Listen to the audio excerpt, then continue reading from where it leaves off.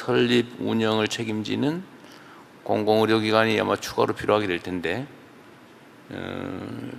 거기에 대한 운영도 문제고 기존의 지방의료원들에 대한 지원도 그게 원활하게 작동할 수 있게 지원해 주는 것도 중요한 일일 것 같긴 하네요. 네, 한 말씀 더 올리면은 아까 대통령께서도 말씀 주셨다시피 지방 시대 때 지역을 지키는 중요한 것이 교육, 문화, 뭐 여러 인프라가 있지만 의료도 굉장히 중요한 그 부분 아니겠습니까? 네.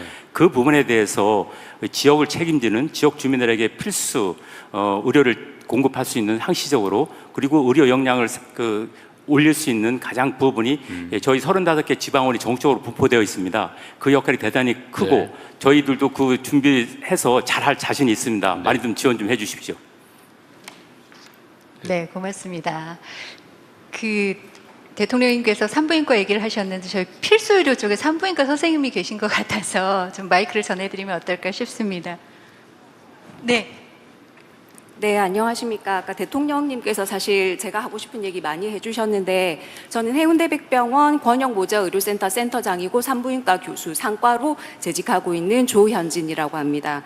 뭐 산부인과 소송 문제, 의료수가 문제, 위험 회피 문제 다 하나하나 조목조목 다 얘기를 너무 잘해 주셨는데 현장에서 체감하는 걸 좀 상세하게 설명드릴까 합니다. 상세하게 하지 말고 간단하게. 네, 알겠습니다. 저희 상과는 사실 그 교수가 적어도 한 4명은 있어야지 최소한으로 돌아갑니다. 왜냐하면 외래를 봐야 되고 수술을 해야 되고 전원 오는 환자를 봐야 되고 그 중환자실에 이제 고위험 산모실에 입원해 있는 환자를 봐야 되기 때문에 그렇죠. 그래서 낮에 최소한 3명이 근무를 하고 밤에 1명이 당직을 서고 주말에 1명이 당직을 선다고 계산을 하면 일주일에 228시간이 나오고 이걸 4명이 권역모자의료센터 기준이 4인이기 때문에 4명이서 일을 하면 57시간이 되는데 저희 해운대 백병원에는 상과 전문의가 2명이 있습니다. 일주일에 산술적으로 114시간을 근무를 하고 있고 일주일이 168시간이거든요. 근데 이게 딱 시간을 정해서 하는 게 아니라 저희는 밤에도 산모 오면 나가고 지금도 갑자기 이상하다 그러면 뛰어나가야 되고 하기 때문에 그냥 뭐 일상이 없다고 생각하시면 되겠습니다. 산술적으로는 114시간이지만 그래서 저희 졸업하는 전공의들한테 저희가 인력을 구하기 위해서 많이 애를 쓰지만 전공의들이 하고자 하지 않습니다. 첫째는 너무 무서워요. 둘째는 저는 교수님처럼은 못 살아요. 가 그들이 하는 얘기고 그분들한테 제가 적극적으로 권유하거나 막 이렇게 적극적으로 하지 못하는 이유는 저희가 그 모자의료 진료협력 시범사업의 대표병원으로 일을 하면서 환자가 많이 늘었습니다. 한 1.8배 정도 늘었거든요. 그래서 고위험 산모실도 지금 150% 확장했고 신생아 중환자실도 확장 공사 중에 있는데 환자가 1.8배 늘어서 적자가 1.8배 늘었습니다. 그래서 제가 하면서도 이거 계속 이런 상황에 고민이 되는 가운데서 전공의들을 막 적극적으로 이 상과를 하자고 얘기할 수는 없는 상황이죠. 근데 물론 이제 그 수가 체계가 많이 개선이 되었는데 그 중에서 아쉬운 점은 분만 전 고위험 산모에 대한 수가가 너무 반영이 되지 않았습니다.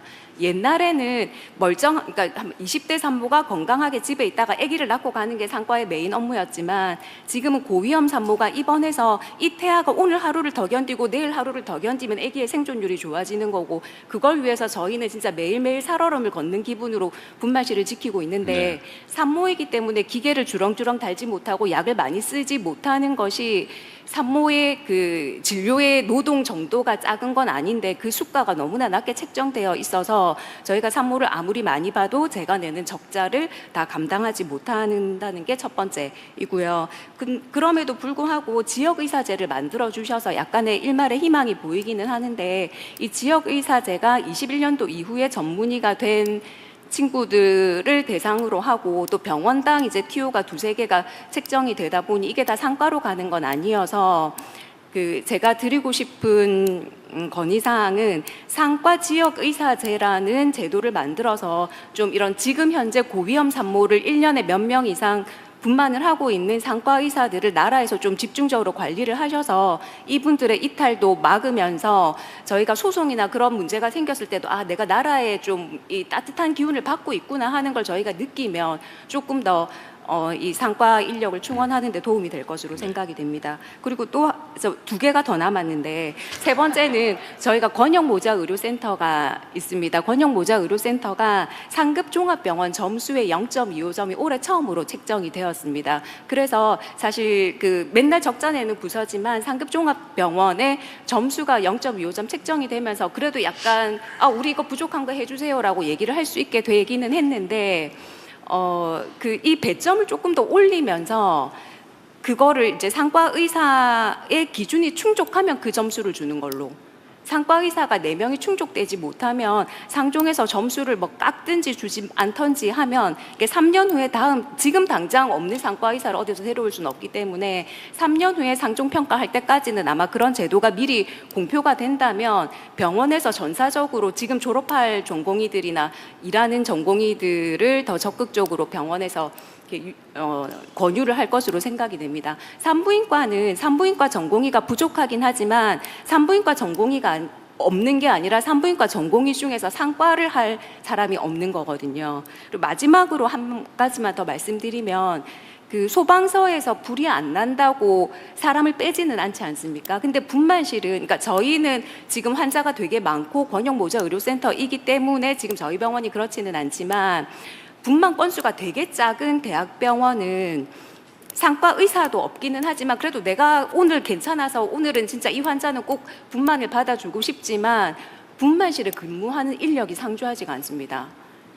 그래서 분만실에 적어도 상급 종합병원이나 국립대병원 혹은 대학병원의 분만실은 그 분만 건수가 한 달에 5건이건 10건이건 분만실이라는 간판을 달고 있을 때는 그 간호 근무를 하는 간호 인력 외에 저희가 응급 환자도 봐야 되고 수술도 해야 되고 분만도 해야 되는데 그러니까 전공의 역할을 할 수 있는 의료진 의사 보조 인력도 3교대로 항상 세팅이 되어 있는 것을 분만실이라는 간판을 걸고 있다면 그게 유지가 되어야 할 것으로 생각이 됩니다. 그렇게 총 4가지 말씀드렸습니다. 네. 교수님이 하고 싶은 얘기를 다 하려면 아마 혼자 해도 한 10시간을 할 수 있을 것 같은데 들어주셔서 감사합니다. 뭐 다른 세부적인 건 나중에 다 검토해 보기로 하고요. 오늘 말씀 안 하셨더라도 메모해서 내주시면 그리고 혹시 이거 중고되고 있는데 뭐 온라인상으로 의견을 내는 것도 다 모아가지고 검토해 주면 좋을 것 같고요.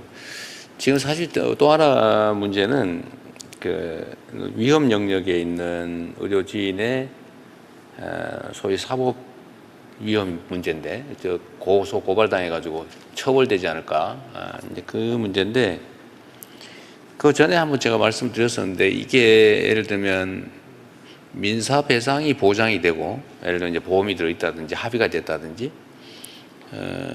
그럴 경우에는 이제 교통사고 처리 특례법처럼 과실에 의한 경우는 형사 책임을 면제하는 그런 입법이 필요하다가 아마 의료계의 요구인 것 같은데 저는 그게 매우 타당한 요구라고 생각이 되거든요. 이게 뭐 악의를 가지고 일부러 그랬다면요, 그야 처벌해야 되겠지만 사람을 살리기 위해서 열심히 하다가 그 중에 일부가 뭐 아까 제가 말씀드렸는데 교과서 있는 대로 다 이렇게 못했을 경우에 어쨌든 과실로 평가되지만 그런 것까지 형사처벌을 하는 위험에 빠뜨리니까 난 그런 위험한 일을 안 할래. 그래서 아예 다 회피해서 더 큰 위험에 우리 국민들이 처하게 된다. 이건 약간 모순이거든요.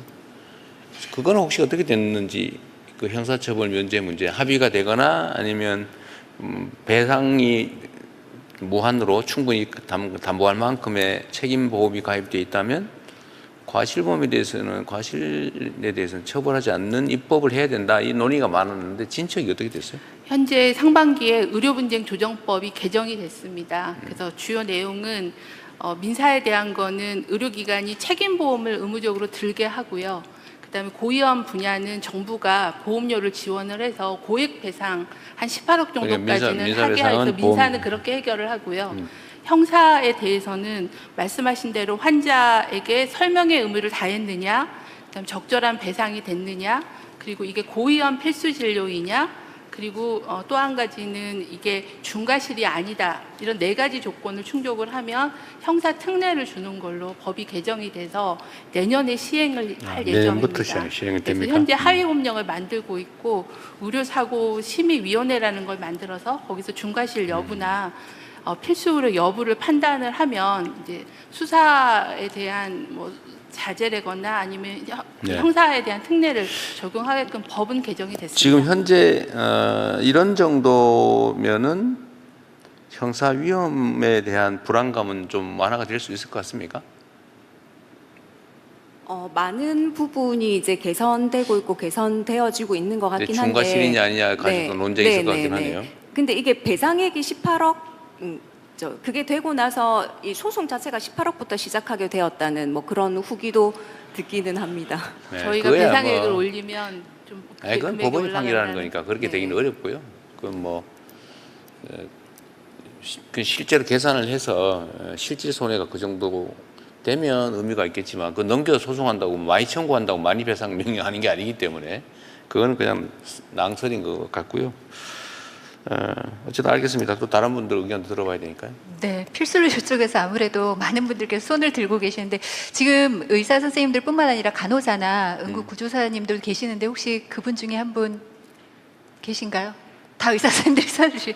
네네네. 네, 뒤쪽에 네 전달 드릴게요. 마이크 전달 주세요. 네, 안녕하십니까. 서울대학교 병원 헬스케어 AI 연구원장을 맡고 있는 이형철입니다. 우리나라는 이 국민건강보험과 전국민 암검진 사업 등을 통해서 GDP 대비해서 낮은 의료 비용으로 세계 최고의 의료 서비스를 제공하고 있는 이런 멋진 역사가 있습니다. 현재 AI 분야에서 우리는 세계 3강을 목표로 하고 있는데요.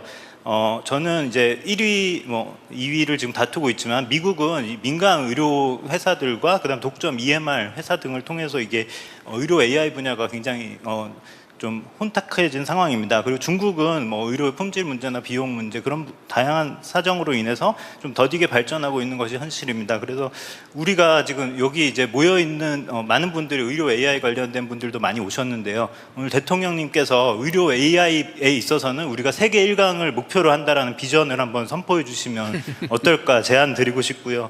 그다음에 또 사실 이것이 사실 우리나라는 이제 매년 100조 원 가량의 이제 국민건강보험을 지출하고 있고 이것은 2030년이 되면 200조 그리고 곧 300조 2040년대가 되면 300조가 될 예정입니다. 이 국가적인 문제를 이제 슬기롭게 해결해야 되는 동시에 이제 이것을 다른 나라에도 또 공급할 수 있다고